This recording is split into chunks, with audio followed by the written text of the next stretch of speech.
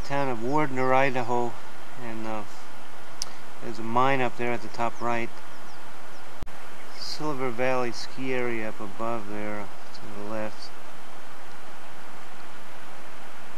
Closed now. May 7th or 8th. When was the town originally settled? Or when was the first mining discovery made? 1885. Oh, so in 2 years they built everything there? Right. Jeez. For all the gold camps of Mullen and Eagle, Lawrence, Pritchard, all they moved in here to... And that one says, early days in Wardner. About 5,000 people lived in Wardner at the turn of the century. This photo taken about 1900 shows homes and businesses in one of the largest cities in the state. So this was one of the largest cities in the state. Yeah. And here's a copy of Bunker Hill. Oh, jeez.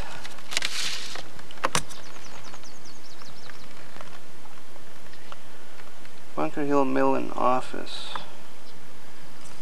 That's the office.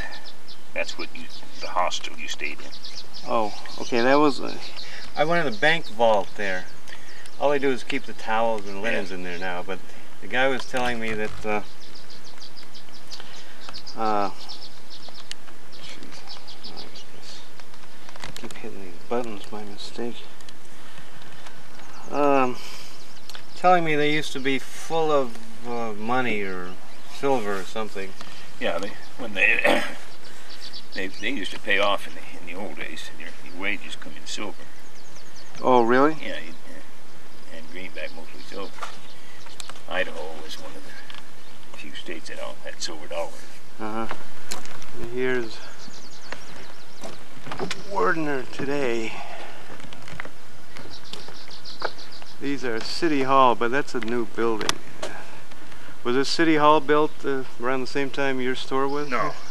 Well, yeah, no, shortly after I restored it. I mean, facaded it. Oh. It's actually a block building that they built during the strike in 1979, I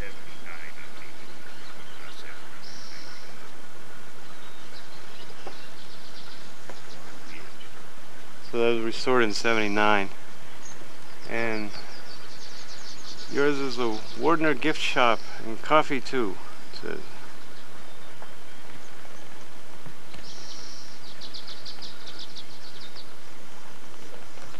Mind if I get you a little bit on video? I don't mind. Good. Okay, let's see some more of those photos.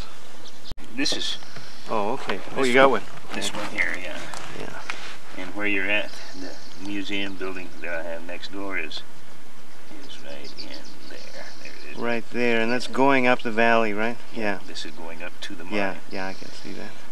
And the original mine discovery was right up here. Yeah, by the outcrops, okay. And then this area here is the end of the city limits at that time. This is a gate up there, stops. Is that where the road ends? Yeah, where it makes the turn. It still ends right there, yeah. Yeah. And then this was the old Wardner Hospital used to be up in here, and boarding house and everything up here to the reed dump and the mine area up in the early days. Up until what date? The last houses up in here was back in the 40s. That's when this mine here, the Last Chance, had taken out all the houses and continued mining. Oh, I see. Mine, which is just up the street. Hold on, let me get some of these faces.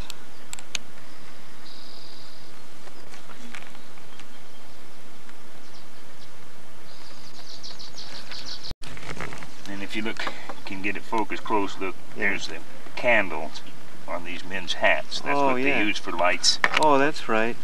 And these are their lunch buckets. Lunch buckets, yeah. They used to work with just one candle stuck on their head. Well, the one in their hat, and then they'd stick it in the timber alongside where they was working. And or the rock, so they'd have light where they're working.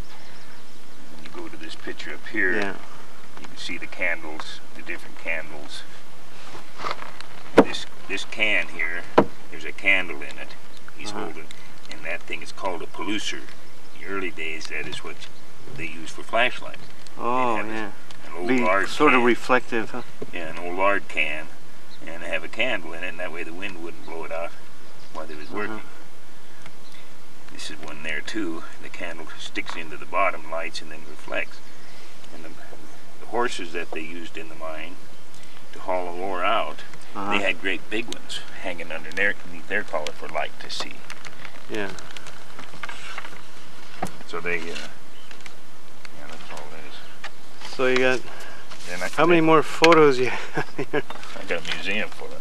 This here is Wardner's first gondola. Kellogg put the fancy gondola over the mountain. But this thing here, I don't have any pictures here with me now, but this is what they call a tramway, and this is a tramway bucket where they haul the ore from the mine up the Reed dump across the city of Wardner down the other side of the mountain into where the railroad was. Yeah. Okay. Tell me about yourself here before this battery goes dead. No. I'm the mayor of the city. I want to welcome you to my great city. And you own this general store and coffee too, and you own the museum next door? A museum next door and a few pieces of land. But it's... a few pieces of what? The property. Oh. Okay. Yeah, I've been sitting talking with the mayor for an hour, and he's giving me free coffee, and I just think he's one of the citizens, and #1 citizen in town. If you'd come inside, I'll give you a free postcard if you sign my guest book. Oh, okay. I'd be glad to. And then I'll give you the whole story. Then you can put that on tape. Yeah. If you so desire. Sure. And you were telling me that you're elected by the public here, right? Oh yeah. And you're a salaried. Went up 900% last civil servant. It went up what? 900%. Oh. Went from $5 to $50 a month.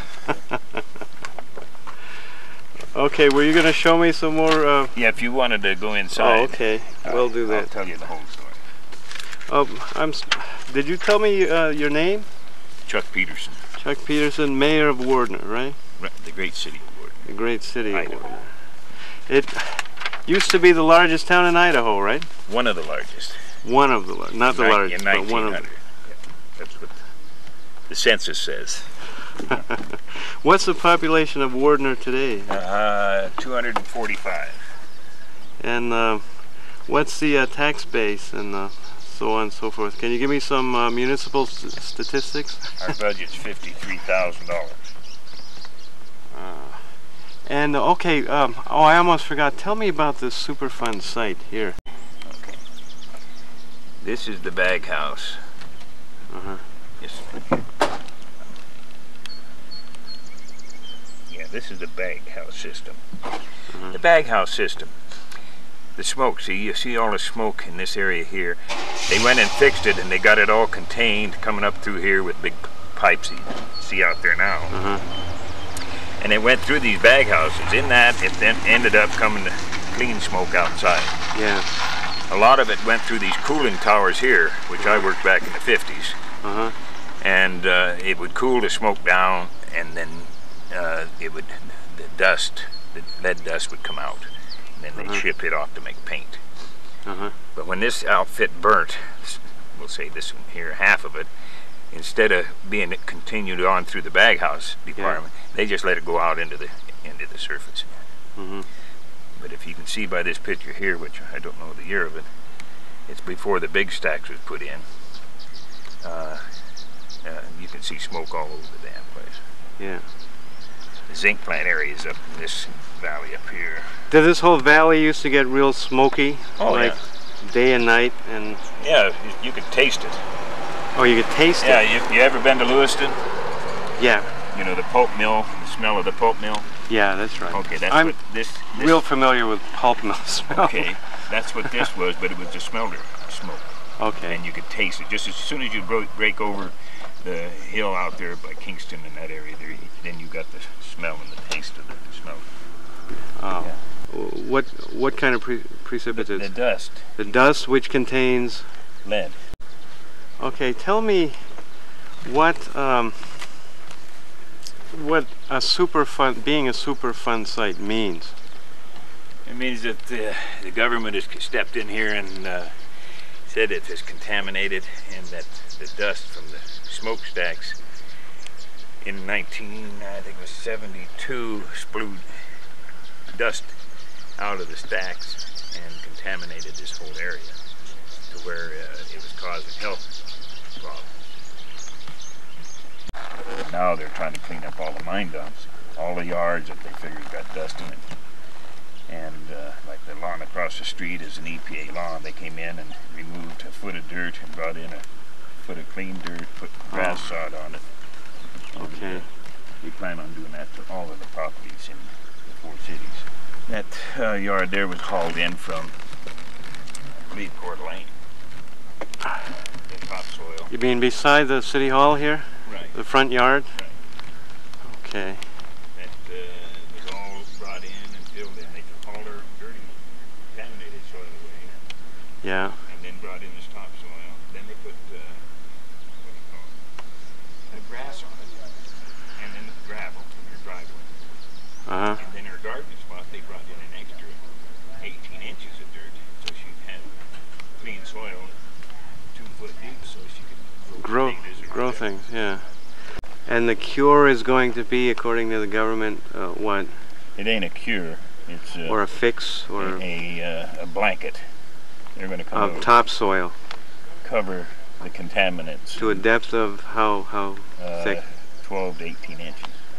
And that means the whole city, the whole city of Kellogg, Wardner, Smelterville. All 4 cities. Oh, well, is that a realistic thing to be even thinking about doing? I don't know. If you look at the sample of ore I have in there, it came off that hillside up there, and it's laying out there. I mean, it's Mother Nature put that there. It's a sample of what? Lead. Of lead, yeah. Yeah, it's right on the surface. Right on the surface, right. So, but and it does naturally get washed down through through the watershed, right? Yeah, right. And into the river and into Coeur d'Alene Lake and Spokane River. Yeah, and the Columbia River or wherever. Right. Anyway, he's down in his luck, Kellogg was. He went around town in Murray looking for somebody to give him a grub stake, and he finally ran into Mr. Peck and Mr. Cooper. Peck and Cooper give him a little bit of money to buy grub with, but they also loaned him a jackass to carry the tools. So he loaded that jackass up with the tools and the grub and headed down the Great North Fork of the Coeur d'Alene River, came onto the trail and come on over the mountain across the South Fork down here in Kellogg, and he ended up here at the foot of the hill. Got there late that night, so he fixed camp, had something to eat, and went to sleep. During the night, the jackass wanders off. He gets up in the morning looking all over for the stupid animal, and finally, after a few hours, he heard him making a heck of a racket. Up on the hillside where he was making that racket, the sun was shining and it was sparkling on a chunk of outcropping of galena. That was September the 4th, 1885, when the Great Bunker Hill and Sullivan mine was discovered. 5 years later, that's what the great city is. Okay. There, you get all of that just for signing my guest book. Sounds good. See you later. Bye-bye. Come on, Carrie Ann. Come on. Tell me, you're the mayor's wife here, but you don't have an official title. No. Besides being the first lady. Well, I'm not even the first lady, as far as I'm concerned. You're okay. What do you call yourself at official functions? I don't. Oh, you don't. I don't. She has no official function except taking care of the things that I can't handle. Right. Which is everything. Which is everything. Who makes the coffee? Well, whoever's around. I do take phone calls because the city doesn't have a telephone. Because I'm open 7 days a week from 8 to 8. And how do you answer the phone? You say, this is the office of the mayor? No, I just answer at the Wardner Gift Shop. Anybody that knows. That knows. Knows. Okay. They need to talk to him, that they have to call here. I do sell the dog tags for the city because no one's over there all the time, and I am here. So. Well, there's at least one official function, right? One. And I just I try to stay out of it. But We you don't said you said under protest. You were mayor's wife under. That means you prefer your husband not to be the mayor. No, not really. Does, does it have dire consequences of some kind that aren't because we don't readily see seeable? Well, we you don't know, see eye to eye on everything. My ideas are Oh. a lot of times my ideas are a lot different than what his ideas are. If I would say that I needed a yellow stripe in the middle of the road, she'd probably want a pink one. Well, okay. What was the last issue that you guys disagreed over, or made you decide you didn't want to be the mayor's wife anymore? Well, what really made me decide I didn't want to be the mayor's wife anymore is because in the winter time, everybody calls here. I don't go out. I don't plow those blessed roads out there, and I do not sand those roads. Yeah. I will take the telephone calls. But when I get a telephone call and somebody starts cussing me up one side and down the other because they can't get up this hill, Yeah. it's not my fault, then I just hang up on them anymore. I just say, well, I'm sorry. If you can't want to talk that way, forget it. I don't do it. Oh, I'll give them okay. the message. So okay, now I'm starting to get the feeling. I mean, I don't mind doing you that. get all the but when they complaints start and you get all the blaming me, glory. There you go. right. If they want to call and say they can't, they can't get up the hill, then I'll call the appropriate person. Oh, okay. So now But now I they get it. don't It's start like cussing me out because they can't get up here. That's not my fault. yeah. Okay. Now, if you want to sign my guest book, if you sign my guest book, I'll give you a free postcard of the great city of Wardner, Idaho. Okay.